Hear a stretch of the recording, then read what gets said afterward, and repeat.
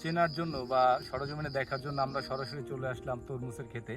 এটা আমাদের বাউফলের বগা ইউনিয়ন, নদীর পাশে চরে হচ্ছে এই তরমুজ চাষ করা হয়। আপনারা দেখুন কত সুন্দর তরমুজের ক্ষেত হয়ে আছে, অজস্র তরমুজ। এখানে ছোট বড় বিভিন্ন ধরনের তরমুজ আছে, পাশেই আমাদের নদী। আর এই যে তরমুজ ক্ষেত দেখেন, এটা তরমুজের সাইজ কত সুন্দর এবং কত বড়।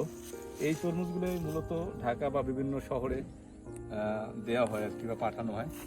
আমরা সরাসরি তরমুজ যারা চাষ করে তাদের কাছ থেকে শুনবো কি করে ভালো তরমুজ আমরা চিনতে পারি, বা কোন তরমুজটা সাদা বা লাল হয়।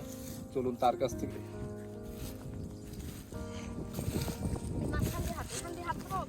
বা কাঁচা তরমুজ মানে লাল আর সাদার ব্যাপারটা এটা একটু আপনি বলেন তো। এই যে এই যে তরমুজটা, এটা হ্যাঁ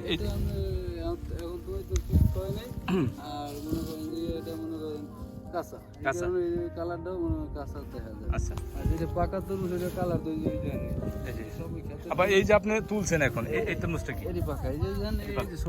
ভিতরে লাল, ঠিক আছে।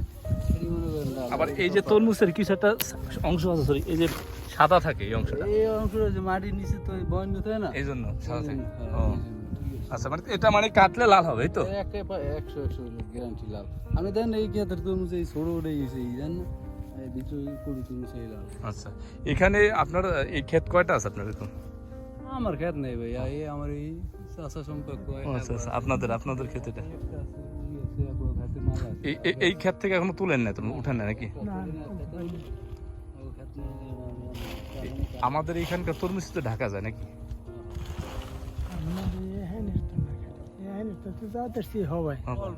অল্প কয়েকদিন আগে গেছে।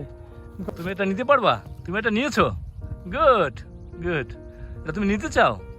আচ্ছা, তুমি একটু নিয়েছো, আসো আসো আসো, দিকে এসো। তুমি একটু নিয়েছো? আচ্ছা, গুড।